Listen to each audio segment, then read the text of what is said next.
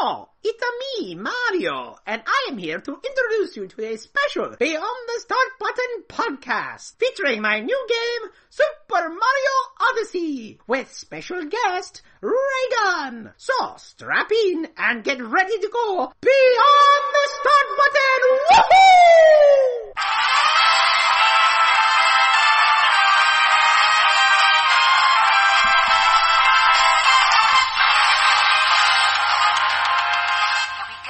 Hey, Arcaders, it's Joshua the Uber Nerd and the Luigi to my Mario, Danny the Ultrasonic Player. Woo! Hello, welcome Arcaders, it is good to be here. Man, so yeah, I tried. Oh, you did a good job. Arcaders, good to be here. Yeah. My gosh, it's Mario Odyssey. Wow, and boy, is it, it's shaping up to be quite the Odyssey indeed. Oh, that's true, that's true. On some very epic adventures already before. But this is gonna take the cake, if you will. Yeah, Oh, is it marble? I hope so. Well, anyways, Arcaders, welcome to a special edition of our Beyond the Start Button podcast, where we're gonna be talking about Super Mario Odyssey. We're very excited to have this special podcast for you guys.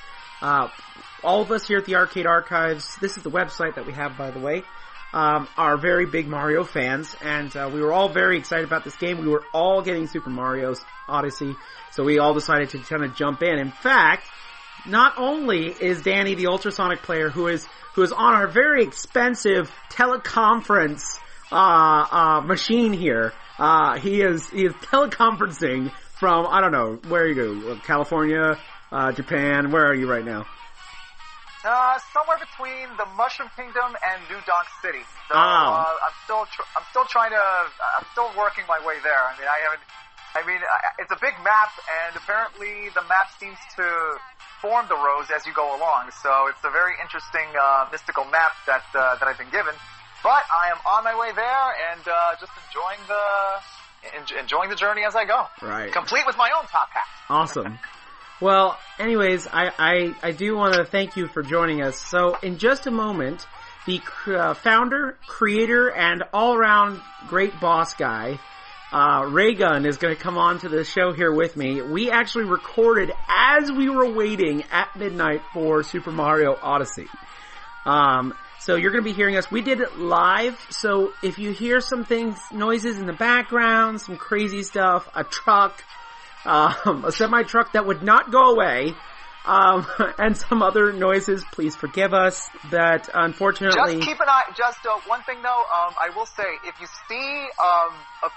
see a giant cart, right, a Koopa Troopa and a Goomba driving it with a whole bunch of bananas, keep an eye out for those guys. Yeah, keep an eye out for those guys. I did Donkey Kong, and he did say that he was looking for them.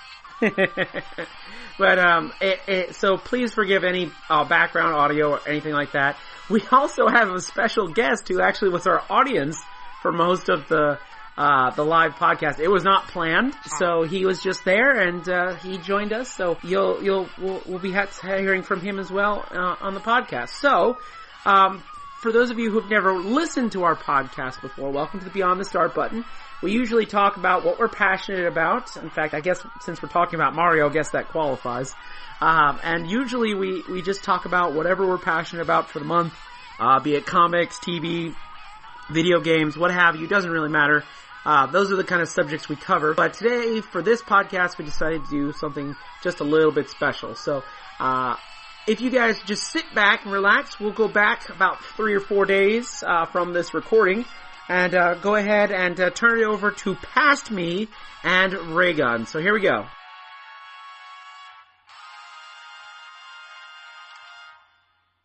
Alrighty, Arcaders, we are here at the midnight release of Super Mario Odyssey. We are actually right here next to a GameStop. In fact, you can hear a truck in the background of this recording because that's how live we are right now. We are live, ready to go for Super Mario Odyssey. And with me, we have someone that is very important to our website. A guy who none of us would be here without, the creator, our boss man, not like boss as in like video game boss, but like, you know, you have to defeat him after the mini boss or whatever. But, I'm rambling on. This is Raygun. Say hello, Raygun. Hi, everyone in Videoland. Yay! It is I. I was lost for a while, I think. I'm not sure. Whoa, hey now. He was lost in the desert. That truck's getting fresh. Yeah, it's getting very fresh. Fresh. So yeah, but this is a live recording. This is what happens. These are the type of things that happen. For example, when we started recording, I coughed. That was me. I was choking to death. I was getting the Heimlich. That's okay. At that point. But we're okay now. Yes, we are. We're doing fantastic. Thank you. Well, I want to thank you for having me on your little shindig. Yes. Since I don't have one anymore. The last time you were on the show was the review for Lego Batman. What? Yes, Lego Batman. That was like beginning of the year. I know, right? And we're here at the end of the year. Well, hey, twice a year isn't bad. There you go. So we're pretty much in the same place that we were, last year. But this time we're not talking about a movie. We're talking about a video game. Correct. Now, I brought you on this because you grew up with Jumpman, a.k.a. Mario. Of course. Mario. Because I'm old and stuff. Right. Yes. Not that you're old, you're seasoned. Oh, well, thank you. Yeah, like sure. Steak. Well, I love steak, so that's wonderful. That's good news. So, the reason I brought you on to the podcast here is that I wanted to get your take on, the history of Mario. Now, we've had Mario Month before, way back when. Oh, yes. We talked about Super Mario and stuff like Absolutely. that. Absolutely. But the evolution of the Mario franchise from, obviously, Donkey Kong. Correct. To one of probably your favorite games of all time, which is... Donkey Kong 3? Donkey Kong 3. Wait a minute, he wasn't in that. I'm sorry. No. Mario Brothers. Oh, absolutely. Yeah. Yes, I'm a huge fan of Mario Brothers. As most people know, I actually have a Mario Brothers machine. In fact, if you go back and watch our little preview for Mario Month, you will actually see my actual Mario Brothers cabinet that I'm playing on in my game room that I no longer have, I might add, because I've moved since then. Wah wah. Womp womp. Now it sits in the garage all dusty until I build another one. Yes, so I love Mario Brothers. It's probably... out of the Mario canon original, I would say that's probably my favorite because of the strategy involved. It's a very different game compared to a standard platformer. So it makes it more fun and challenging for a person like me who wants to go round after round after round with different things to defeat. So I think that's part of the appeal. Also, the backstory for it is because, Shigeru Miyamoto was a big fan of Joust, the game Joust. So when he saw that, he wanted to recreate Joust, and that's where Mario Brothers came in. But go back, early enough. I mean, of course, he was Jumpman in Donkey Kong, and of course, he was the only time he ever played a villain was in Donkey Kong Jr. And so you weren't actually playing as him; he was trying to defeat you. But that's what I like about Nintendo, and we kind of discussed this earlier today, in the fact that Nintendo has always, they haven't been afraid of changing things up. You know what I mean? Like they want to see the character evolve in one fashion or another, and especially Mario. He seems to have gotten that treatment more so than any character, I think, in Nintendo's canon. He has gone through so many changes within a game. And we were, again, discussing this earlier, that every time they've released a Mario game, especially in the last decade, or maybe a little bit farther than that, maybe the last 20 years, the change came first. Like, they would give him a new ability and then wrap the game around that ability, and we're going to talk more about that later. But yes, to answer your question. Right. Yeah, I'm a big fan of Mario, have been forever. 1981, when I saw Donkey Kong, I was floored. And I just love the story. I love that Mario is an everyman. He's just an average Joe who happens to be in a extreme circumstance in every single game that he's in. And the same thing for Luigi. And if I have to say... bigger fan of Luigi in some cases. Bigger fan of Luigi in some cases. Like, my favorite NES, early iteration of Mario, Super Mario Bros. 2. because he became the Luigi we know today. He jumped higher, could jump farther. He sustained in the air longer. He was more, not athletic. He was more agile. He could get from one place to another much better than a lot of the characters could. And the neat thing is he retained that throughout his entire lifespan so far, if you will. So but again, big fan of the franchise all the way through. Really hasn't been a dud. I mean, if I had to say one that I don't care for as much as the rest is going to hate me for this, but please don't start sending me emails and stuff. Super Mario 64. Really? I like it. I like it. Don't get me wrong. I like it because of the way the game came out in the very early days of polygon graphics and open world. And, the camera's a bit fudgy in the game compared to what we have today. And I liked a lot of the game, but at its core, I feel that there are better games to play. And I never played it on the 64. I played it on the 3DS. Of course, and I was very excited. I'm like, I finally get to play this game. After all these years, I finally get to sit down and play it. And I did, and I enjoyed it, and there's a lot in it to explore and look at.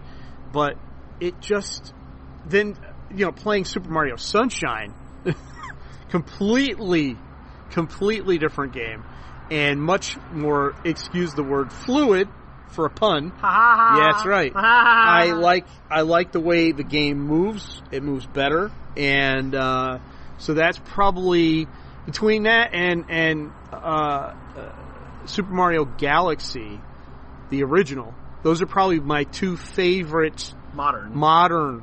Yeah. Out of the rest, I'd say those are my two favorite because the abilities are, like with Flood, you could go up really, really high and look at stuff, and then with Galaxy, you could fly, and you just kept flying. It was such an exhilarating thing. By 2, it was Old Hat, but 1 really captivated me. That was a really cool game. I think that's it. I mean, like I said, every iteration, every game has its own innovation. Super Mario, love that game. I could play that for hours. One of my all-time favorites. Love the music in the game.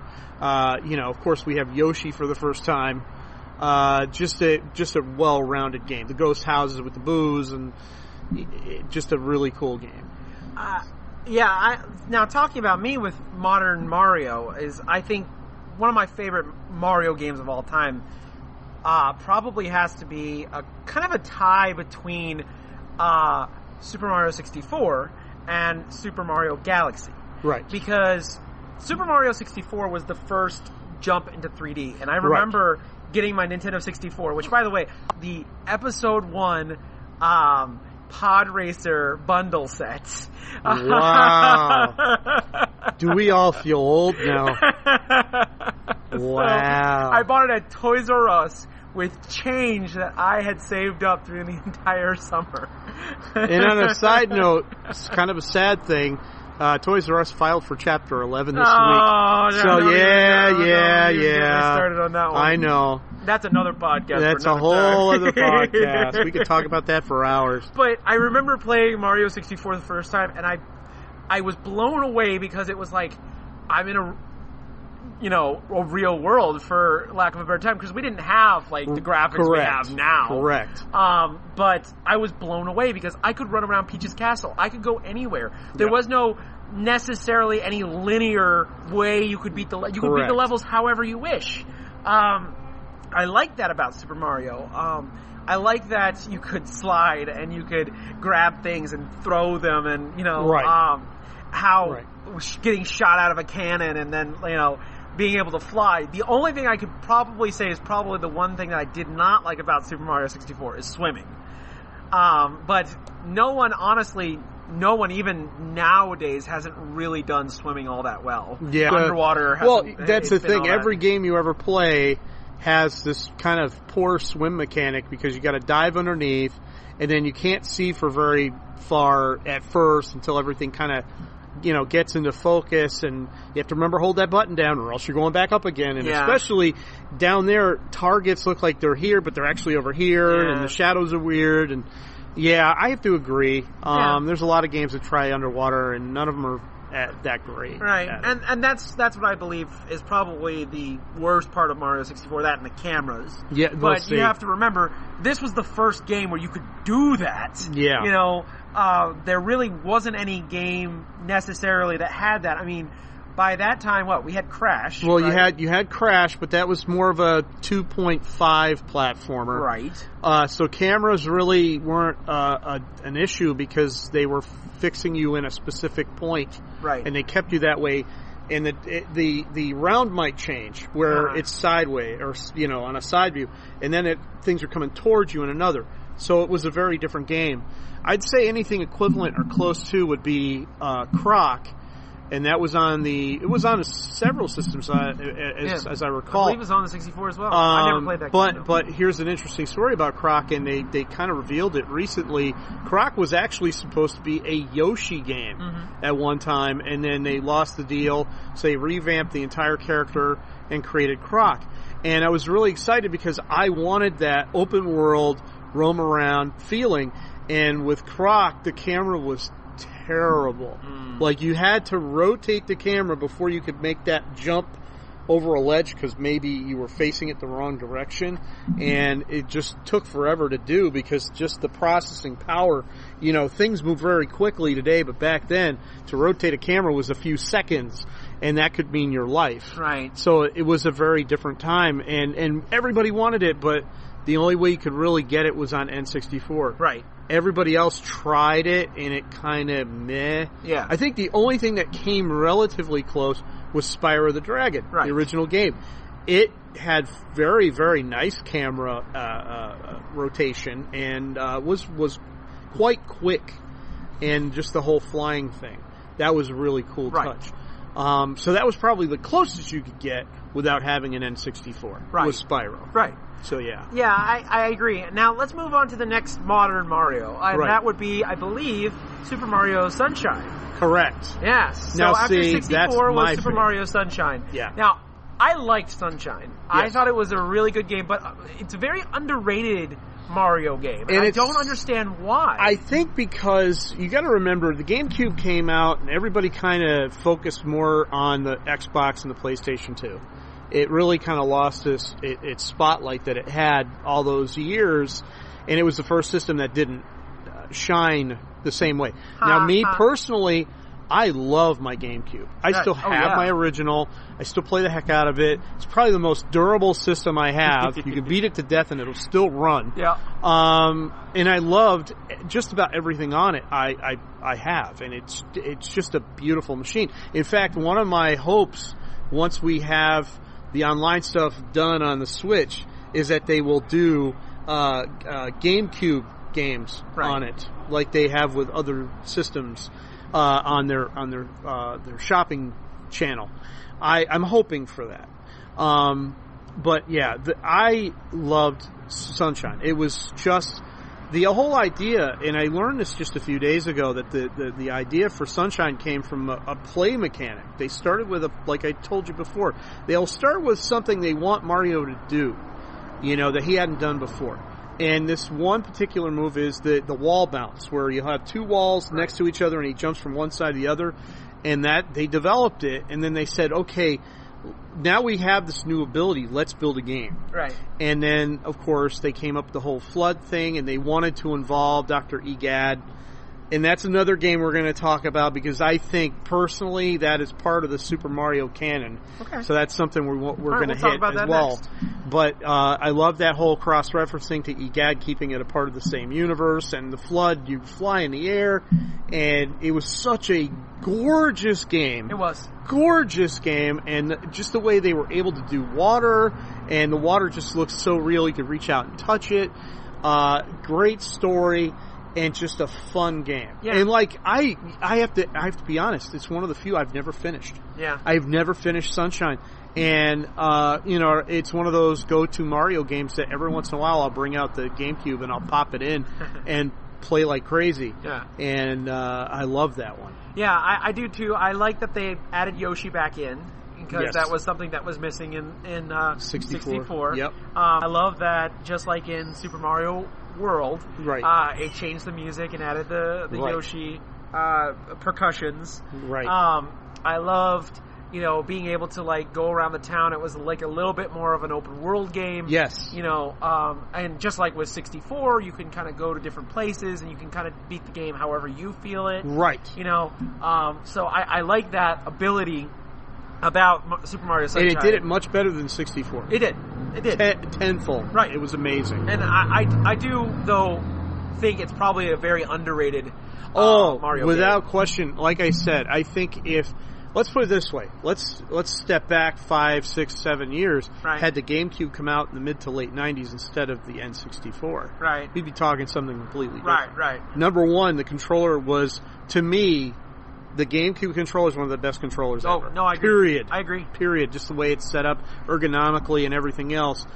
Secondly, had a game like Super Mario Sunshine been around in 98 or 97, that game would be touted the way the Mario 64 is. It's poor timing. Right. The GameCube was a very unique concept that people were like, I'm not a kid anymore. And I think that's what was happening at the time, because now you had PlayStation 2, and you had the PlayStation crowd that had already kind of grew up on it, and then you had the Xbox crowd, and they're all like, well, we're not kids anymore, so we want this. Right. And that's where the GameCube became this go-to for the younger generation. And I honestly enjoyed it probably more so than my PlayStation 2 in a lot of ways. I agree. would just go nuts. Double Dash, forget it. Oh, forget it. Still the best Mario Kart of all. Ever. And I still wish they need to put a Double Dash mode. They need to do that. They just need to do a remaster. We were just talking about that. Remastered Double Dash. Yeah, just do a remastered. 8 is great, but do a remastered Double Dash with the features they had in 8, and you got liquid gold, or man. Just make a Double Dash mode in a Mario Kart game. You could do that as well. Do that as well. Like, you don't have to make a whole game a Double Dash. Right. You could make it a mode. Right. It would be awesome, right. Especially now with the Switch and the way the Switch is. You can have 2 people on one screen. You don't have to make it split screen. Absolutely. Anyways, moving on. Let's move on to, of course, the other obscure GameCube Mario game. Yes. But doesn't actually have Mario in the title. But Mario's in it. But you Mario have to find him is more like it. So let's talk about Luigi's Mansion. Still, to this day, my favorite GameCube game of all time, period. Mm-hmm. It really is. I mean, as much as I love Double Dash, I bought my GameCube for Luigi's Mansion. And we were just talking about this in the store. I bought the Switch for Odyssey. Right. That's what I wanted. I bought the GameCube for Luigi's Mansion. Right. It was just that, like, Haunted Mansion feeling, new graphic modes and the way things looked, and the ghosts looked like ghosts. And, there were moments when things got real hairy in the game. Not, I wouldn't say scary, but they did get, intense in a lot of, love the puzzle solving. I love the whole, vacuum cleaner. Literally could be a Ghostbuster. He could. Yeah. And again, I don't think it's as underappreciated as Sunshine. Right. Because when people look back at the GameCube, it's the first game that pops in people's heads next to Double Dash. Right. Is Luigi's Mansion. Which, by the way, Luigi's Mansion was a tech demo. Yeah. They used it as a tech demo to show off the GameCube 2 years before its release, I think. Yes. And then basically built a game around it, and they always wanted to do like a Haunted Mansion style game, and Luigi was perfect for the game, and it really shows. And because it's within the Super Mario canon, because of course Mario's in it, and then later on Egad is mentioned in Sunshine. To me, it's part of the same world. Part of the same world. And I really, really love it. I think that's probably my favorite game on the GameCube. Yeah, I did enjoy it, although I will have to admit, I did not play the original Luigi's Mansion until much, much later, because if you actually go and watch our old Gamesters videos, that was the first time I ever played Luigi's Mansion. Yeah. The first time I ever played Luigi's Mansion was the 3DS. The 3DS game. The 3DS which version. was an amazing game. It was so much fun. I love that game. And but probably one of the very few games that I don't mind turning 3D on. See, because I have to agree with you on Yes. that. The only problem I found with it, because of course most people know I went through chemo a few years ago, and that's when I got my copy of Luigi's Mansion on the 3DS. And I found as I was going through chemo, my eyes weren't as good as they were before. Right. I had a really hard time, even out of 3D mode, watching that game. So that's where I hope that eventually we do see a remaster Right. of that game, maybe Right. on the Switch, where it Right. has a larger screen. You could actually plug it into your television and play it like a legit home version Right. of Luigi's Mansion. Right. I would love that. All right. I would love that. So let's go on to the next game, which, if I'm taking a poll of all the people that, by the way, thank you guys out there, and I'll before we end this segment of the podcast, I'll definitely shout you guys out for doing this. But we had a few people actually. I actually asked people what their favorite modern Mario game was. Yes. And we got a lot of feedback On the Facebooks. on the Facebooks, on the Instagrams, on the Twitters. And the Twitters. We got a lot of feedback, and there was 2 games that people said that they loved the most.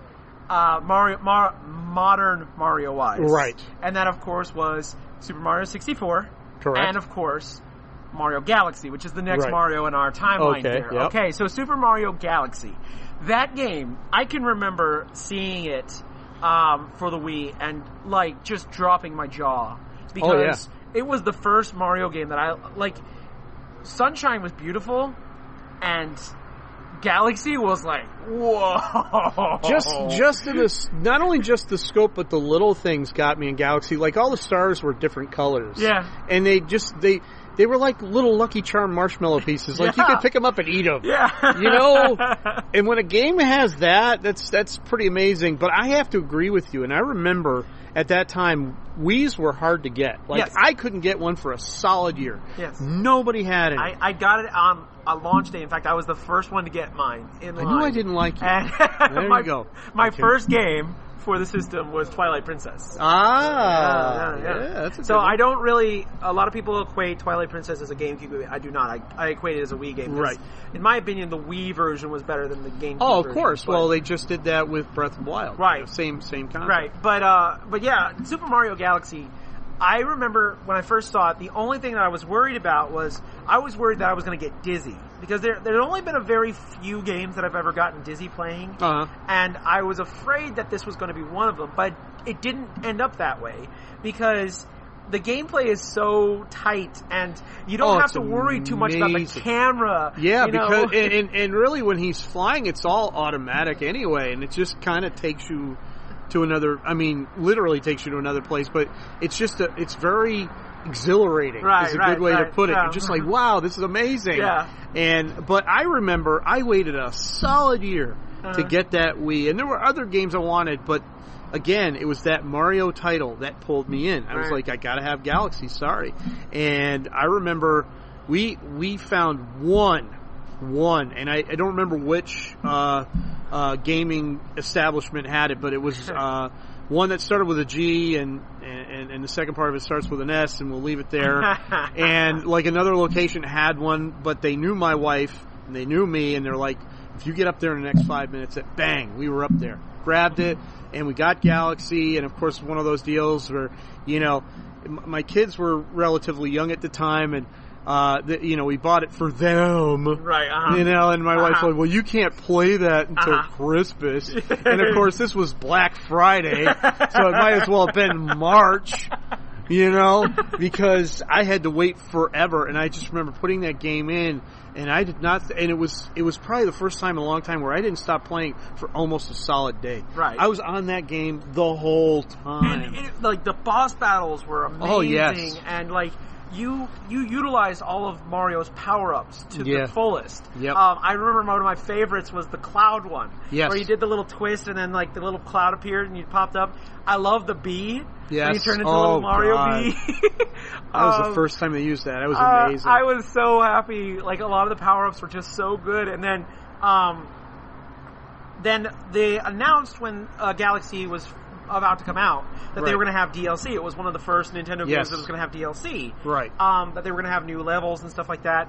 But they came up with so many levels for this DLC. Right. That they're just like, well, let's just make an entirely new game. Right. You know, I do want to mention one thing before we move on to Galaxy 2, though, is another thing that I liked about Super Mario Galaxy, and I think some people tend to miss this one, is Rosalina. Yes. And the reason I like Rosalina is her story that you unfold, that you learn about as you play the game more. Correct. My gosh, you know. Oh yeah, I know. That story is amazing. Yeah. And you know, finding out about, and like I have to say that Rosalina is definitely one of the more rounded characters. Yep. You still don't really technically understand what she's doing. Yeah. You know what her deal is, but she's still very vague. Yeah. But I think that it's definitely one of the interesting things about Mario Galaxy is that you actually get to find out about, you know, Rosalina, and you get to find out about her story and where she came from, and you know, there's this whole, you know, group of people who you know, believe that Rosalina is Mario's daughter from the future, and or some people even think it's Luigi's daughter from the future, and you know, we don't know,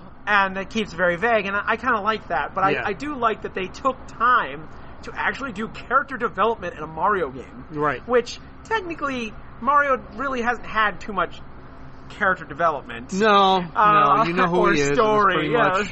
You know, you save the princess, that's pretty much your deal. You know, so the next game after that was, of course, Mario Galaxy, which was supposed to be DLC, but they had so many levels, they did so many things. Part 2. Like, let's just make a second part. And this is like the first sequel they've had since probably Mario Brothers, right? Yeah. Since the original Mario Brothers. And I loved Galaxy 2's levels much more than Galaxy 1. Now, the story was, man... Yeah, that's what turned me off to it. I was more a fan of the first one. The levels were just, like, crazy, and I love... I'm not sure whether it was 1 or 2, but I love when they did the Throwback Galaxy and they did the level from Super Mario 64. Yes. I thought that was really cool that they added that in there. Yep. You know, and then finding Luigi yes. throughout the thing, and then being able to play him at the end, and then finally being able to, again, ride with Yoshi. Right. And having Yoshi do specific things, not just, you know, gulp up enemies now. He actually, like, can blow up like a balloon and, you know, all this other stuff. So I did enjoy, you know, that addition to Mario Galaxy, but level design, Mario Galaxy 2 is superior. Story-wise, I like Galaxy 1 better. Right. But this is also one of the first Mario games to have, like, an orchestral score, and it was just more epic, and it just felt great. Right. Of course, it also had one of the first Mario games to have what I call little brother mode. Mm-hmm. Little sibling mode. Yes. Where you literally just could have somebody collect all the star bits for you with the Wii mode. That's right, I remember that. You could do nothing else. There was nothing else you could do. So the little Lucky Charms marshmallows. I called it the little sibling mode because it was like, it reminded me of like when I used to play Sonic 2 and I have my little brother play Tails. You know, he didn't affect anything. It was just kind of... just kind of there. I like that. And then sometimes you would not even plug in the controller at all. You just kind of play and just let them pretend that they were playing. Right. So yeah, that's what I love Mario Galaxy 1 and 2. Now, after that, we've got the Wii U. Right. Now, I do think the Wii U got a lot of undue hate. You know, I understand they may have made some mistakes with the marketing and stuff like that, but the system itself I felt was a good system. Oh, it's a fantastic system. It was marketed poorly and given a bad name. Right. And that's really all it did wrong. Killed it, yeah. Yeah. And but we move on to that to Super Mario 3D World. Right. Which for the first time ever, you know, in a Mario 3D game, you can play all 4 characters. Right. Actually 5 or 6 because you had Rosalina. So that's right. I forgot that. Yeah. But you can play all the characters. And the cat suit. And the cat suit. I love the cat suit. God, the cat suit was so much fun. Oh, that was so much fun, the cat suit. But yeah, I mean, the whole idea of it, like you have 4, you know, this is the first non-side scroller to have 4 people at the same time. Right. You know, we had Super Mario Wii, and then we had Super Mario Wii U, and Yeah. then we had Super Luigi Wii U. Yeah. But those were traditional side-scrolling games. This was the first 3D one, and I thought they did a great job. They hit it out of the park. Well, it's funny because I was again, I bought my 3DS for Super Mario 3D Land, and I love the game. Fantastic. It just played so. It was that next step where it wasn't free roaming, but Right. gave me that satisfaction of the whole 3D experience of, worlds that you could tell were epic, but you couldn't see everything, but Right. you could still interact with it, Right. and it was a really, really good game. And then to take it and put it on a big screen and add more characters and more abilities, including the Katsu, which I loved. And then each character having a special ability, just Yes. like in Super Mario 2. Right. Peach could hover, Luigi can jump higher. Right. Rosalina had the spin. Right. Retaining that was a great idea. Well, again, they're very good at doing that, especially when it comes to the Mario franchise. They literally look at what they can improve upon from the last going. And that's what I love about the series. That when you get it in your hand, it's not the same game. Right. It's something completely different. And then, of course, we had Mario Maker, Right. which was another game changer completely, literally and figuratively, because you could create your own Mario game. Well, as I called it at the time, the Mario game killer. Because literally you did not need to ever buy another 2D platformer ever because again. you literally could build whatever you wanted at any time. You and could build everything. It's like, thanks Nintendo, you can shut down now. So now that we've talked about the past, let's talk about the future. Right. I remember when the Switch was announced, because we were hearing things that Nintendo was like, oh, they were going to announce things, and then I remember the day that I first saw the Switch. Oh, I remember it too. You were the one who brought it to me. I was at Disney Quest. Yes. And I was opening the Animation Academy. Right. And all of a sudden, I hear somebody running down the hall, and this was like early in the morning. And I don't run for everything. Unless being chased or somebody has food. Here comes Ray. So he's like, Joshua, you gotta see this. You gotta see this. Marty. That's right. You gotta come back with me. Back to the past. That's right. So yes, I did feel like Marty McFly there. For That's 2 seconds. awesome. I love that. That I'm Doc Brown. Yeah, you are Doc Brown. That's amazing. You gotta see this from the future. You can come back with me. But anyways, you showed me the trailer for the Switch. Yes. And this is the first. Usually, when I buy a game system, the games are what sell me. Right. It's not the system itself necessarily. Right. Usually that there are perks that system have. I don't really necessarily buy systems for systems. I buy systems for games. You give me games, I buy the system. Correct. And that's how it works. Right. Okay? But this system, I saw it and went, whoa. Yeah. Like, they didn't even need to show me a game. I just saw that you could switch. Yeah. And you can switch from handheld mode to TV mode. You can have your controller. You could split it apart. You can play 2 players on the same little screen. Correct. This was a game changer. Oh. And a literal game changer. Right. I mean, you've got companies now scrambling. Right. And you have companies who didn't want to do business with Nintendo for a very long time saying, hey, we'll release things. And more importantly, and I know this is something that probably wouldn't make you happy, but will make the other gamers who have other systems happy, is that Nintendo is becoming very lax on the parental thing, because in their eyes, they have the parental controls now. Yes. So you literally can set that thing up not to allow children to play whatever. So that opens up the floodgates to, hey, you can do, like, Doom is going to be on. Doom is on it. I can't wait for Wolfenstein. Yeah. I mean, I'm excited about that. Yeah. And knowing that it's the brand new it's not a rehash. L.A. Noire, I cannot tell you I wanted that for the 360, and now I'm going to have it on my Switch, and I'm just like... And you can play it wherever. Wherever Wherever you want. But see, that's what opened everything wide because people now can take that thing and go wherever they want and play what they want because the screen is very large. They can still hook it to a TV. It's very comfortable to hold. I mean, it's such a win that Nintendo has nothing to worry about. Right, I mean, they're really in the prime spot, right, as far as I'm concerned. But it's funny.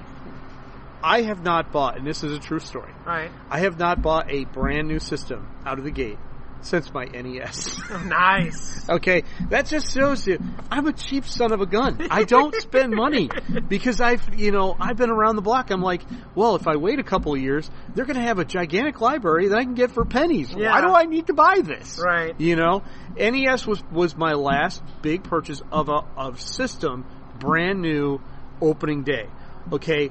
Fast forward 30 years or so, and I see the Switch, and I'm like, I gotta have this thing. And I knew I probably wouldn't get it till Christmas. And of course, I have a lovely wife who got it for me for Father's Day. Aww. And like, shocked she played one of these like wrapping toilet paper.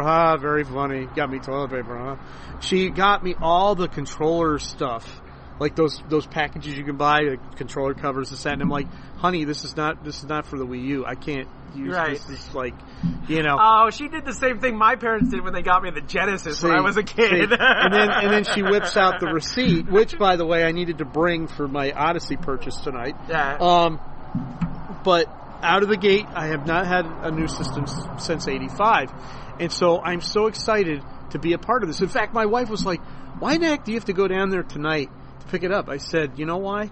I said, "I've never done that. Yeah. I've always been, hey, I'll wait for it to be on the discount rack and then I'll buy it. What I care? Or my family will buy it for me. And yeah, it's a little bit older, but who cares? This is like so much fun for me because I'm a part of this generation all of a sudden. Right. And this is a truth you're not going to believe. Right. So I've had my Switch since early June. Okay, so we're going on a few months now. I have never hooked it up to a television. Oh, gosh. Ever. Because it's so awesome to just pick it up. It's like a book. Right. And, like, I'll put my headphones in. My wife's watching Dance Moms or some crazy nonsense that I would never watch in a million years. And I'm playing, like I'm hooked on Lego, what is it? Lego City. Lego City. Undercover. Oh, my God. I can't stop playing that stupid game. It drives me nuts, but I love the game and like all the missions you have to accomplish, and the fact that you can literally again walk around and do absolutely nothing if you don't want to. I found an arcade, all right, and I wanted to go in and play, and it wasn't open yet, so I had to do something in order to find out. So then I ended up doing whatever it is, and now I can't find the arcade. I have no idea where it is. So like, I'm running around downtown going, where's that arcade? It's in some corner alley somewhere. I'll find it eventually. So, but that's just the type of thing you can do with the Switch. Wait till you play Breath of the Wild, then you'll be like, I was going here. I just want to cook food. I literally, the Breath of the Wild, and then I'll quick aside, and then we'll move on to Mario again. But Breath of the Wild, is the greatest ADD game ever. Oh, I can only imagine. Because you could go, hey, look at that, and you go over there, and you're like, oh, this is cool. Hey, look at that over there, and you run over there, and then you, and literally, I did that for an hour. So it's the Nintendo's version of a fidget spinner. I was supposed to do one mission, and then I end up going on the completely other side of the map, and it takes me 10 minutes to go back. You just hit the nail on the head why I loved Sunshine so much. Because that's exactly how I felt. When you're playing Sunshine, you literally could say, yeah, I don't want to do that right now. And you just go running around Delfino and just like, who cares? I'm having fun. And then that stupid Mario would show up and spray paint crap. And you're like, well, I don't want to do that right now. I just want to go over here. There's this cave I found way over there. The Breath of the Wild, it's like you see like this mountain in the distance, and you go to that mountain. Yeah. And you can climb up to the top of the mountain and then jump off of it. So like a GTA. Oh my god. Wasted, like does it get killed? And like the first, wait till you play it. That first scene when you first start the game is just like, I literally went, I can go to all of this, and literally I went to every single bit of it. That's awesome. And I love that it kind of just drops you off and goes, okay, have fun. Just doesn't tell you how to do anything. You just kind of figure everything out on your own. See, I love they don't that. even teach you how to cook. You have to learn how to cook. I had to find out on my own. I didn't even look up online. I figured it out on my own self how to cook. On your own self, man. I'm an adult. But anyways, let's move on to Super Mario Odyssey. What we're excited about for Super Mario Odyssey. Where do I start? I will have to say, I guess my headwear would be like the first thing I would start with. Let's say that this is probably the first Mario game that I don't know every single detail about the game right now, and I'm actually good with that. And it's funny, so am I, because it excited me in the way they've been teasing us with little things here and little things there. And then I got my Switch and I would see a little bit more because then I could see it firsthand on, what the little tiny teasers that they would throw out just for the Switch fans who had their Switches. And that's what I've really appreciated about this. It goes back to, there was another one that did this. It was probably New Super Mario Brothers. Yeah. Which is another highly underrated, and not the Wii version, but the one that was on the DS. I remember it was the same idea. They showed screenshots of Mario taller than a building and destroying things, and that's all I needed. That was literally all I needed, and that's exactly what this is doing. Right. Is showing these little things, like I was saying earlier. He's in a chef costume. He must have stolen it from Peter Pepper. Right. Poor Peter Pepper's standing around somewhere with Mario's outfit on, going, "What the heck did you just do to me, man? I can't go to work with this thing on. Union laws." I can tell you a few details. First of all, there are no lives. This is one of the first Mario games. There are no lives. I didn't even know that. Yes, there are no lives in this game. First Mario game, no lives. I will tell you something that I know. Okay. That I guess the curtain of not being able to say anything, all these companies that do reviews, not a single one under a 9. Yeah. Not a single review under 9. Yeah. If they do go 1 to 10. So that's pretty impressive. And the coins actually matter in this game. So it's not just collecting coins to collect coins. You collect coins to buy things. So the outfits that he has, you buy. That's what you use your coins for. That's pretty amazing. So except for that and the fact that you have Cappy, and that you can throw Cappy and you can use him as like a kind of like the I'm glad I brought it up now. The cloud ability in Super Mario you can use him as a platform. Yeah, you can throw him as a weapon. Right. You can now find anything in the level. You could throw Cappy on him, and then you can turn into that character. Okay, let's dwell on that for just a second, shall we? The two things that got me were being a boo, right, with a mustache, which I thought was phenomenal. And I know everybody's going to say the T-Rex, and that's really cool, but I'm sorry, but I always wanted to be a Bullet Bill. Just knowing that I can eat, I don't care for how long, I can fly around and just hit things as Bullet Bill with a mustache. I could do that all day long, man. I mean, when they saw the T-Rex, though, that was like, well, done. I'm sold. Well, I'll tell you what sold me right away was just the ability to be able to take the hat off and throw it as a weapon. I was just like, what? Yeah. Are you kidding? Yeah. I mean, that's all. And then it had eyes, and I'm like, okay, I'm in love with this thing. Yeah. Where do I find one? And of course I did, and I'm wearing it right now. You guys can't see it. Now he's got a rare item now because people are searching for this. It's funny. I found 2 of them the other day at a GS where I was. Yeah. And we'll tell that story. I think it's pretty funny. But I am very excited about Odyssey because, again, the unknown, we know so little about the real gist of the game and how many levels are really in it. You know, I'm digging that he's wearing, like, this outfit and he looks like Pedro from South of the Border, which is just like, what is this all about? And then, of course, we have Nipplegate because now he's running around without a shirt on, and I'm not sure what that's all about. And, you know, there's so much that we don't know, but, like, literally in 2 hours, I'll be able to pop it into my Switch, and a lot of my questions will be answered right then and there. Right. And I'm just biting at the bit. I am like 12 years old right now in a 51-year-old body that hurts all the time. It's amazing how I feel right now. I agree. I'm excited for this Mario game. I've gotten more excited. I kind of dropped off the map for me for a while because Breath of the Wild, and that literally see, just took me months. That's I'm still playing that game. Well, I'm yeah. still playing it. Yeah. I still have not seen every inch of that map. Yeah. You know, I get cravings to play that game, you know, so, but, it kind of fell off the map for me, and then as it got closer, when it got closer to the release date for it, I was like, Nintendo started hitting you with things, and I'm like, oh, wow. They literally kind of let it slide for a little bit, let everybody kind of take in what they saw. Right. And then they were like, okay, now we're ready to give you a little bit more. Here. And you're like, what? Now I can do this? Yeah. And now I can do that? Yeah. And like... And then, you know, not only that, but they got a singer to play to do the main theme for the game. Who is Pauline from Donkey Kong. Yeah. I'm like, what? Yeah. And what relationship does she have with Mario now? She dissed him after Donkey Kong. Well, and then she comes back for Donkey Kong versus Mario and disses him again. Now all of a sudden she's back. Uh-huh. I say tramp. No, I'm only kidding. We don't know what's going on there, so it's... But I think it's really awesome. You know, you get the first, Zelda Breath of the Wild the Switch has been doing this. Yes. They take their usual formula for a game and they turn it all crazy with Zelda. We get voice acting in Zelda. Yes. We've never had voice acting in Zelda before, and they did a great job. You know, with Mario, we get a whole song. And not only that, they have dance moves for the song now. He has his own Michael Jackson video. Yeah, I saw it.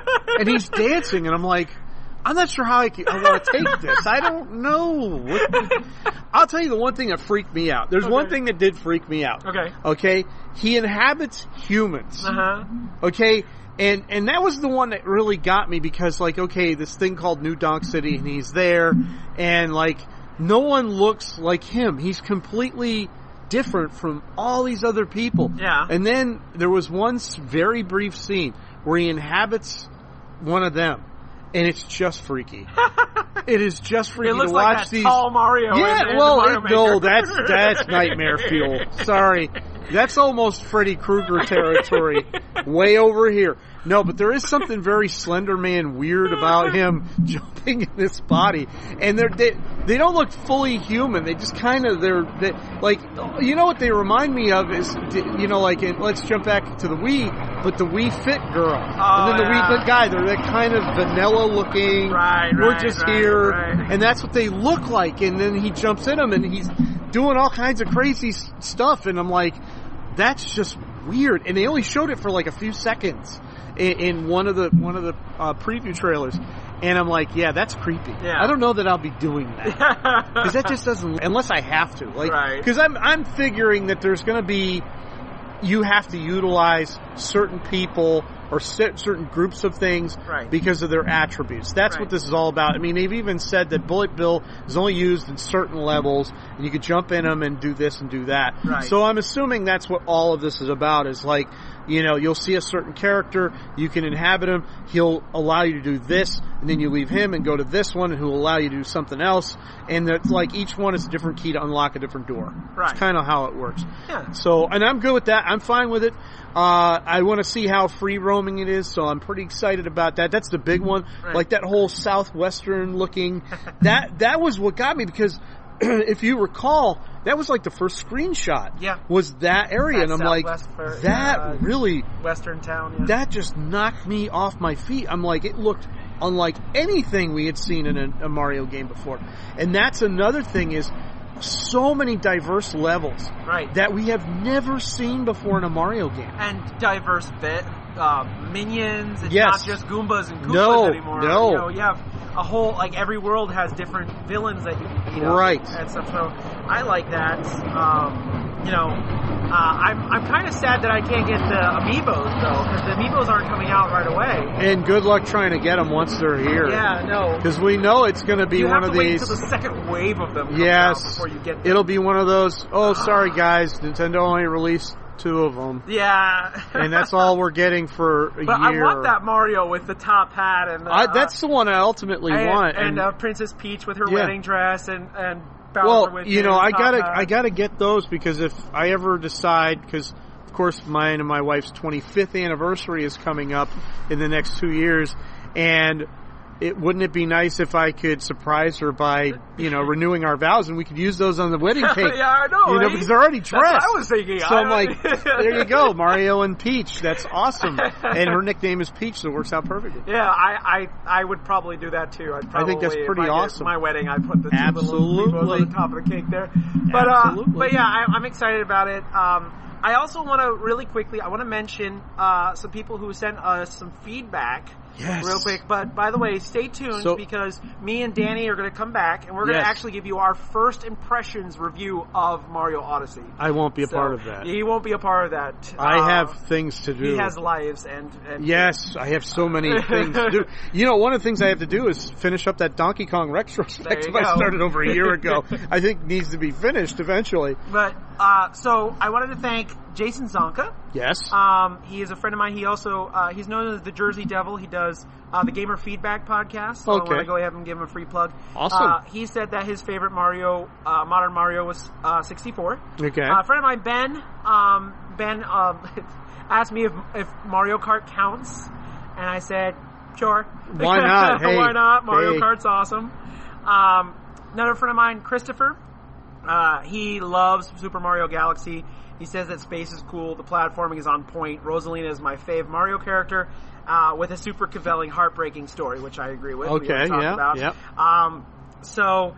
And then another friend of mine, Abigail, she said 64 was her favorite, and also Galaxy as well as 3D Land for the 3DS. Yes. Which we didn't talk about, but no. I definitely did enjoy 3D Land on the 3DS. We kind of overlooked a lot of the 2D that came out in the modern generation. Right. I mean, what was your impression of, say, Super Mario Brothers Wii? Because now that was the first time you could play as 4 people. I liked it. I think nobody came up with that.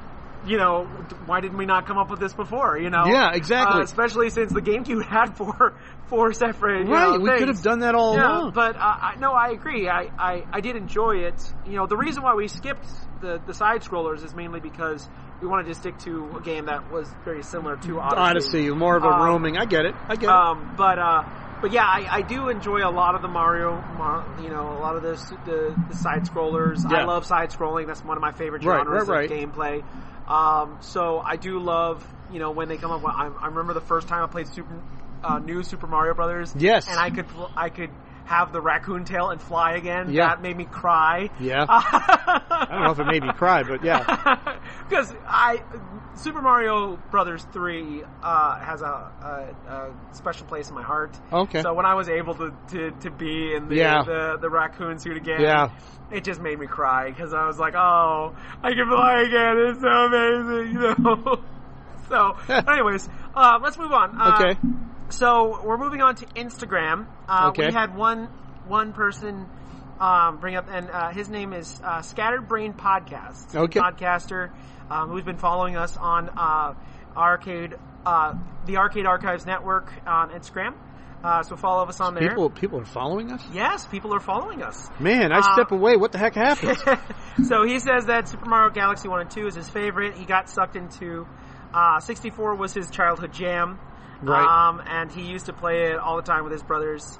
When he got it at Christmas, during the whole Christmas vacation, he played that and Pilot Wings. Okay. So another tech demo. Yeah. So thank you, Scatterbrain Podcast, for that. And of course, I always need to mention one of my other podcasting friends. Not because I'm dropping names, but because they are my friend. We are dropping names. We are dropping names. I want to go ahead and mention Daniel from the Reasons I'm Broke podcast. Ah, yes. Who just had a baby recently, so congratulations. Yes. And he says Super Mario Galaxy, the story with Rosalina and the gravity physics were tons of fun. Nothing like jumping around the entire planet in one go. Yes. Which I also agree with. I absolutely do. And because we're also here live at GameStop, we have we have an audience member right over there he has a blanket and he's playing his Switch right now as we are speaking to him. Yes. Come on up here. Come up here, strange mystery person.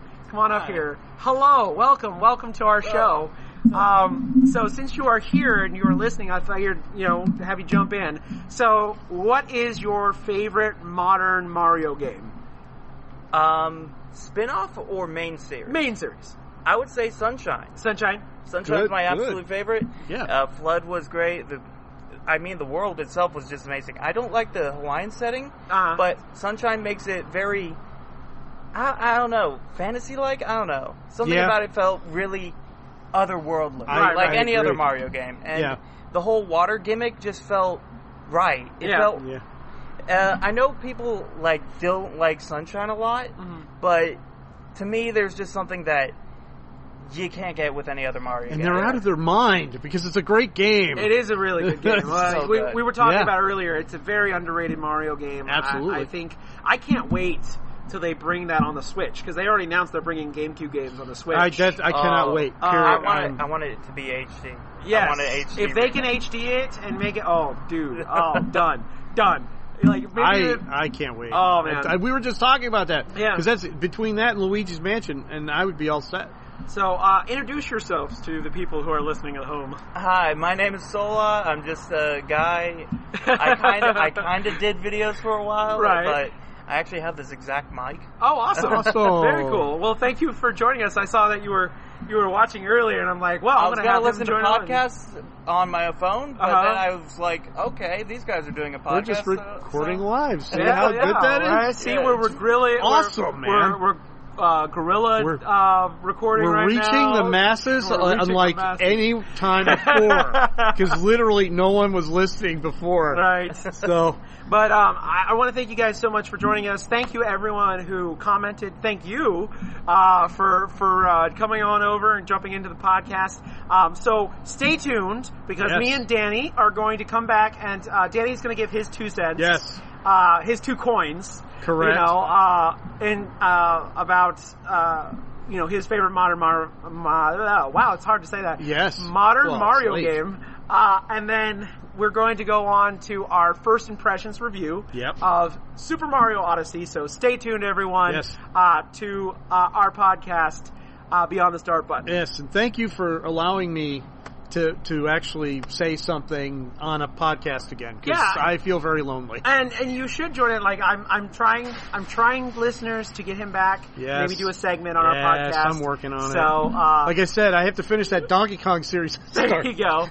Well, anyways, so thank you for coming, Ray. Thank you. And we'll turn it over to Future Me. So go, Future Me. In the future. In the future. So thank you, Past Me, for that. I hope you guys enjoyed that, kind of the history of the modern Mario games. Now, he wasn't with us at the midnight release, but he was there in spirit. So I wanted Danny, the ultrasonic player, to give a chance to kind of give his take on the modern Mario. So, Danny, let's talk a little bit about, what is your favorite modern Mario game? Well, to start off, really, it's pretty much Mario 64, hands down. I mean, you really can't it doesn't really get any better than that, in terms of putting Mario into the modern era. Granted, obviously we've had a lot of classic Mario gems since then, Mario Sunshine, Galaxy, and of course now Odyssey. But with Mario 64, I'm not sure what would be the best word to put it. I don't know, I guess you can call it maybe a watermark, or, no, that's probably not the right word. But the thing is, that game was such a groundbreaking thing when it came out that it did everything right. And mind you, the deck was kind of stacked against Nintendo at that time, because at the time we were transitioning into the 32/64-bit era. And so trying to, 3D was really becoming more of the norm than 2D. And so Nintendo decided to go ahead and bring Mario, a 2D character, into a 3D realm, and that was something that was quite a risk, because Mario games really work best in Mario games work in 2D so well that it's almost like trying to surpass perfection, but somehow, and again, and this is credit to Miyamoto and his team at Nintendo EAD, but they pulled it off. I mean, when you play Mario 64, the whole gameplay element, the whole gameplay feel, the level design, and just everything just melds so well that it pretty much takes the whole 2D platforming and gives it such a 3D makeover that the transition feels very, very seamless, and it doesn't feel out of place. Nothing feels artificial. It's just done so well that really it's hard to top. And there have been other attempts, and other developers at that point in time tried to do the same thing with mixed results. But again, that's what makes Mario 64 stand out. Granted, you don't really have as much access to the power-ups that you did in previous games, but that's okay because the new power-ups you get more than make up for that. And also really also the music. The music alone man, it's like if I go to any of the levels, I just want to step on a Koopa shell and just basically, essentially skateboard on the thing just to hear that music tune. Because you just want to hear it again and again and again and again. And it's again, you can't really top that. You just can't. And of course, just traveling around and, finding all the secret stars and pretty much trying to kick Bowser's butt only, a million times more, that never gets old. So, yeah, again, Mario 64, hands down, it reinvented the wheel. And I'm glad that it did. Awesome. So what would you say would be your second place? Well, my second place would be Mario Galaxy. Mainly because it pretty much takes, all the platforming aspects and introduces a new wrinkle into it. And that wrinkle is pretty much gravity. Where sometimes, going from one planetoid to another isn't exactly as simple or as straightforward as one might think. Because, there's black holes, there's enemies, and all kinds of things that you really got to be on your toes. But fortunately, though, there's new power-ups to kind of help you get around that, especially if you know how. And as is the case with the Mario games, there's a lot of Easter eggs to be found if you know where to look. And sometimes you have to kind of, devote a little more time. But fortunately, though, that's where strategy guides come in to kind of help you with that. So yeah, that would pretty much be a close second. Awesome. One honorable... No, go ahead. No, go ahead. I was commenting. That's awesome. Oh, okay, yeah. One honorable mention would be Mario Sunshine. Mainly because it really doesn't stray from the Mario formula either. Granted, you don't have any power-ups to use except, your jetpack, or rather, water pack, but that's fine. It doesn't deviate so much from the norm that you don't feel like you're not playing a Mario game. And Mario Sunshine does have a special place in my heart.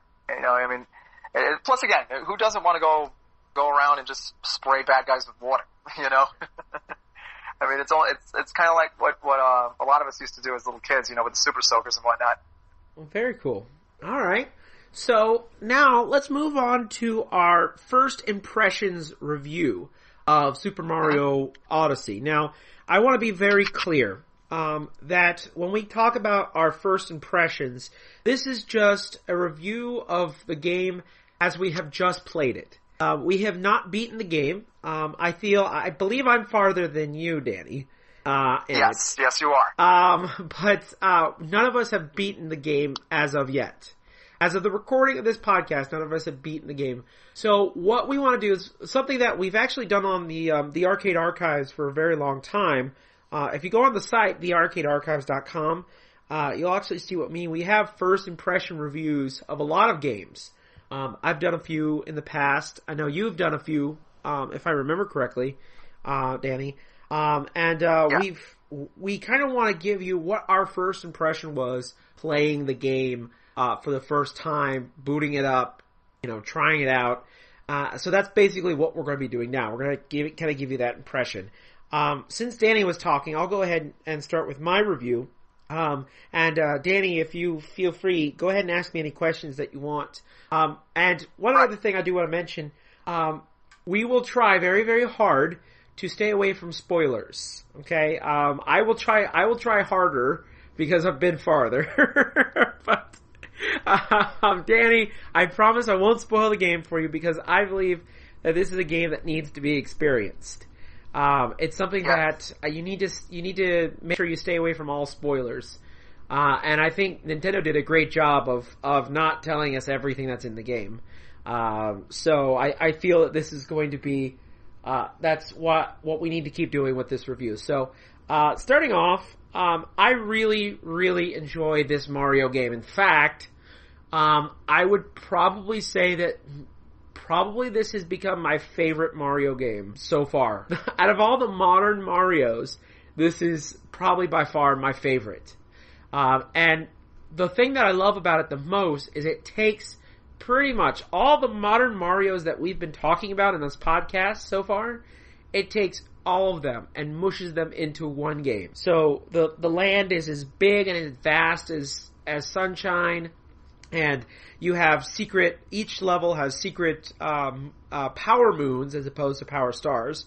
Power moons that you have to find, and just like Mario 64, each level has multiple power moons that you can find, but unlike Mario 64, it doesn't tell you how to get them. You have to find them on your own, which I love.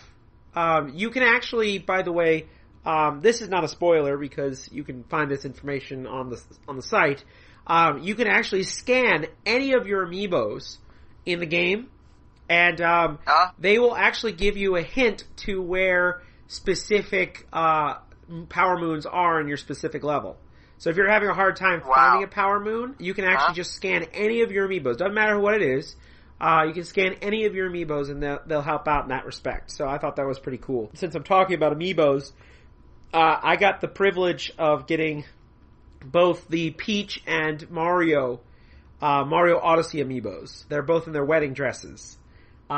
Which, by the way, whenever I get married, those will definitely be the top of the cake. If you scan those amiibos do specific things. The Mario one makes you invincible for a time, and the Peach one restores your health, which I have used several times for several of the bosses. It's not cheating if I bought it. Exactly. Going back to the game itself, the game is beautiful. The landscape is all the landscapes that I've been to thus far. Beautiful, huge, vast, big. It reminds me of Super Mario 64, how big some of these levels are. It also reminds me of Mario Sunshine, with these things being so vast, and then you just kind of just go and just have fun. There are hidden things throughout the level, not just power moons, but they're hidden everything. They hid all kinds of stuff in each level, and it's really kind of fun to kind of find some of this stuff. I also like the fact that this is one of the first games that utilizes the the Switch to its fullest abilities. They suggest that you use the two Switch controllers separate, the two Joy-Cons separate from each other, and play it that way, but you can play it any way you want. You can connect those to the controller, you can use the Pro Controller like I do. It's however you'd like to play it. Now, the only thing I haven't done in Mario so far is I haven't done the two-player mode, which, if you listened earlier in the podcast when we were talking to Ray, I believe I called it the little sibling mode. It's kind of like, from what I hear, it's kind of like the little sibling mode in Galaxy, where you could collect star bits. But I haven't played it yet, so I can't really review it because I don't know what it does. So, I know that they made this game so that anyone can play it. They even made an assist mode that can help you find where you need to go and help you in case you want to, or if you're lost, it'll help you out. I'm not using that mode, and I don't think Danny is either, because I kind of like the joy of discovery. It's a really great title, and the thing that I love about it, and I'm trying not to give too much away when I say this, it takes the entire history of Mario, this game, takes the entire history of Mario and sucks it into one game. And you'll know what I mean when you actually start playing the game. And I love that it does that. And I love that you could tell the people who created this game love Mario. And not just the level design and the gameplay and all that. No, it's the attention to detail. Even the smallest details in each level is just crafted with love. And I really, really believe that this game is really going to shine and probably is going to be the best-selling game for this system. In fact, I was reading some news stories, but believe it or not, this was a news story on CNBC. I couldn't believe it. Really? Yeah, I know, right? They are expecting this game, just this game alone, to sell systems, to sell Switches. In fact, they say if you want a Switch, you better get it now, because after Black Friday, you're gonna have a tough time finding a Switch, specifically for this game. I believe it. And they have already said that, already on Amazon, that this game has already outsold Breath of the Wild. Wow. Which is ridiculous. And that's just with pre-sales. So who knows, how much more Mario has sold now since it came out. So we haven't got the sales figures yet. I tried to look for it, even though this is a few days after the release. I tried to look for them, but unfortunately Nintendo has not released them yet. So, hopefully, we'll get some, and maybe on the next podcast we'll talk about it. But yeah, I cannot say enough about this game, and there are 2 more games I'm going to purchase this year, for the most part. So far, even with those games coming out, I am probably going to call this my game of the year, because I'm having that much fun with this game.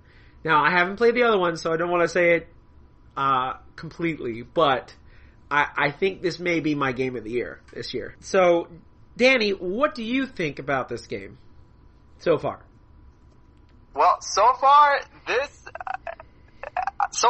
just basically hooked. I mean, I'm playing it right now as we speak, and already it's sucking me in.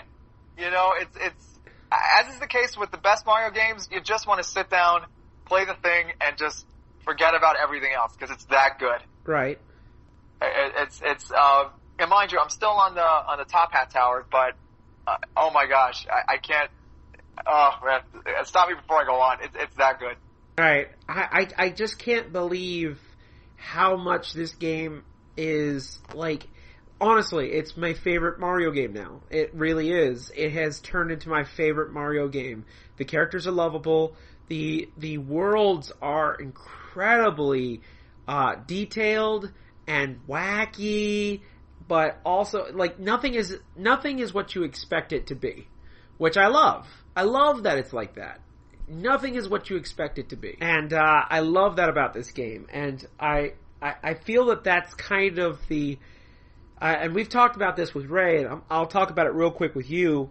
I feel that that's the Nintendo's mantra now for the Switch, is to make these games and give them, these games that people know and love, but change them around. Like Breath of the Wild, your traditional Zelda game, but turned around, to where it's a freedom, like the game has so much freedom in that game. You can do whatever you want, whenever you want it. You don't have to go in a linear fashion.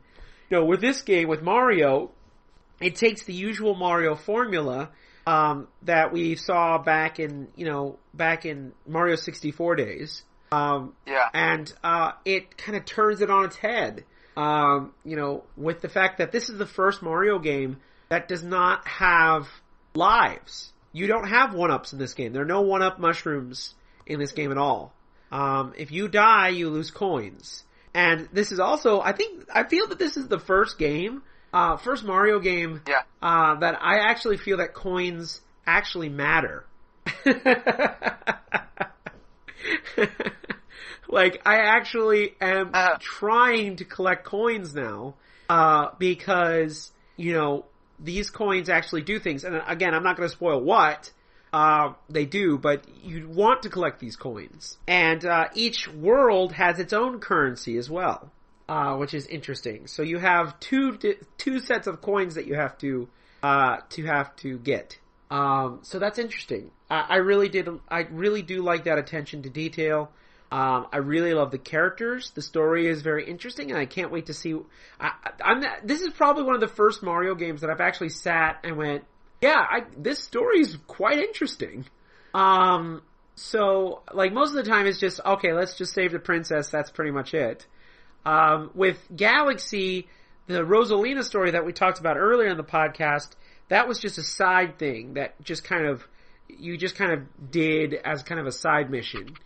But the whole story is actually quite good. And, it's actually very satisfying, and I can't wait to see where it goes from here. So, what do you feel so far? I mean, you're pretty starting the game pretty early, so, what do you think of that opening cinematic, though? Oh, that opening cinematic was amazing. Oh, yeah. You know, and like you said, it's doing things that you don't really expect. Right. Because you figure, oh, okay, well, Mario, you know, got his butt kicked a little bit. Okay, alright, don't worry, he'll bounce back. But no. Somehow Bowser was able to take Mario's hat, and, you know, you'll know when you start, but basically he does something to Mario's hat that's like, oh no. You know, you think that, oh no, Mario's without, like, it's like, oh man, what's the word? It's like if you took a Jedi's lightsaber from them. Yeah. You know, or maybe not even that, but just, it's basically you take It's taking what's making them iconic, is what you're saying. Exactly. And you just kind of, and shredding it as if to say, ha, you're no longer you're no longer you without this anymore. You know, that kind of thing. Right. But fortunately though, you know, but that sets up the whole thing. That's what sets up the whole thing, and then along comes a new ally who, fortunately though, is able to find your missing, you know, emblem or symbol, if you will, and is able to kind of somewhat patch it up and help you out. I really like him. I like Cappy. Cappy is really cool. I really enjoy him as a companion character. Yeah, and what's cool too is that the very thing that was always, you know, your emblem ends up playing a big part in the adventure. You know, right. And mind you, I just got started, and now I'm already on the next place. That's the first Power Moon, so I'm already looking for that. And but just seeing that, and again, Cappy really is a pretty cool character. Yeah. You know, I mean, I could easily, and again, it's funny. It's one of those things that make you go, why in the world hasn't there been another Mario animated series? Because it's not like it's not like there's a lack of source material. I mean, because after all, I mean, we all know from the very first Super Mario Brothers Super Show, you know, they only had the first 2 games, and that was it. And that they had to kind of make up everything else on the go. But now, I mean, there's so much source material that you can draw on that it's really just a question of, well, why don't you do it? And again, I mean, I mean, you got all the ingredients there and the source material to make a cool Mario cartoon. And because that's what this really kind of like feels. And this feels more cinematic, though. This game feels more cinematic than even Galaxy. Even Galaxy was a very surprising and unique game. This seems more of a cinematic game, like almost like a mini Mario movie, if you will. Yeah, it really does. I mean, yeah, sorry, I'm just you know, I'm again, me just enjoying. No, it's fine. He's playing the game, folks, as we speak, so please forgive him if he forgets something. I'm at the waterfall basin as of this recording. So, but the other thing I love about this game, as opposed to other ones, is it's portable. You can play this game wherever you want. You know, and I love that aspect of the game, that you can stop playing and then go, you know, to the park and play it in the park, or, you know. The sad thing about this is that now that I have my Switch and now that I've been playing it and then I'm used to it, I actually feel bad for my 3DS because I actually don't want to play it anymore. Because why play my 3DS when I can play games like Mario and Fire Emblem Warriors and Zelda when I want to? You know, these high-end titles I can play wherever, you know. So I feel that's also probably what most people are going to think, and that's why I'm very sure that the 3DS is probably coming to the end of its life cycle. But that's a topic for another podcast. So I don't want to give this a grade or anything like that. But I will say that if you have a Switch and you do not have this game, I would highly suggest it. Even if you haven't played a Mario game since Mario 64, I would highly highly suggest this game. Mario retains every single power he's had from the past games too. So you have the ground pound, and you have the wall jump, and you have the what was it, the duck jump, and you even have a spin too from Galaxy. So I would highly suggest this game. If you haven't played it yet, I highly suggest it. Danny, what is your thought? What's your final thought on Odyssey? Oh, well, my final thought is that it's an epic game, and this is I mean, again, I don't think you can say much more about it because it is that good of a game. Yeah, so, I mean, again, for me, it's just a question of, just wanting to spend as much time as possible to, and just play everything, do everything, and just have a great big only time. Awesome. It's I mean, again, from what I've played so far, and again, it's not much, but my gosh, it's just, I love it. Super impressed. Well, hopefully when we come back for our next podcast, I'll have you continue with your review until you play it a little bit more. Yeah. But I want to thank you so much for coming, and for using our very expensive teleconferencing recording device that we have set up, because I totally have that. Yeah. And thank you guys for listening. If you guys want to drop us a line and tell us what you thought about Super Mario Odyssey, you can find us on 3 different places. You can find us on Twitter at Arcade A Network. Again, that's Arcade A Network. You can find us on Facebook at facebook.com/arcade81. Again, that's facebook.com/arcade81. And of course on Instagram, at the Arcade Archives Network. Again, that's the Arcade Archives Network.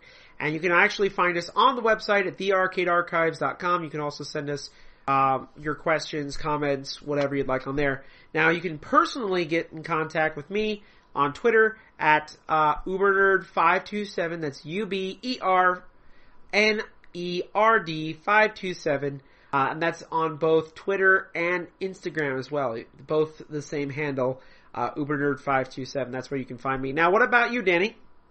All right, well, you can find me on Instagram under the pen name Ultrasonic9, and of course on Twitter by the same pen name, although it probably may be spelled differently slightly. It would be Ultra, SNCPLYR9. And I'm also on fanfiction.net, where I write some cool fan fiction for a lot of various things, so you can catch me on there as well. And so, yeah. Awesome. And you can get us, you can also contact Ray, who was on the podcast as well, at the aforementioned places as well. So thank you guys so much for joining us here for our special edition Super Mario Odyssey podcast. I hope you guys enjoyed it. We'll see you sometime in November. So enjoy playing Super Mario Odyssey for all those who got the game so far. And if you haven't got the game yet, make sure you go out there and buy it, because it is definitely a fun buy. And for also thank you for all those who commented on our Facebook, Instagram, and Twitter comments about their favorite modern Mario games. I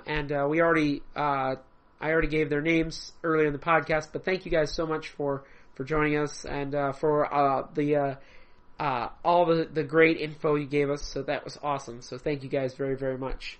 Danny, is there anything you want to say before we head out? No, just keep playing like it's 1981, and of course keep playing with power, because there are no limits. All right. So thank you guys so much, and we'll see you next time. Bye, everyone.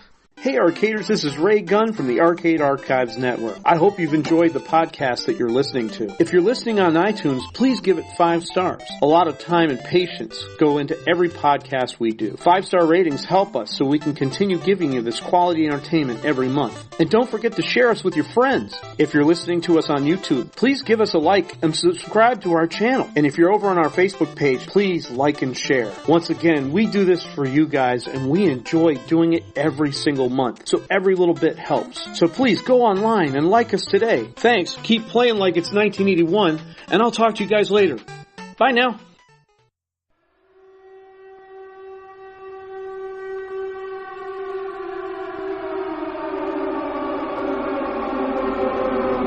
Message from headquarters. This is a Rebellion production and is part of the Arcade Archives Network. That is all.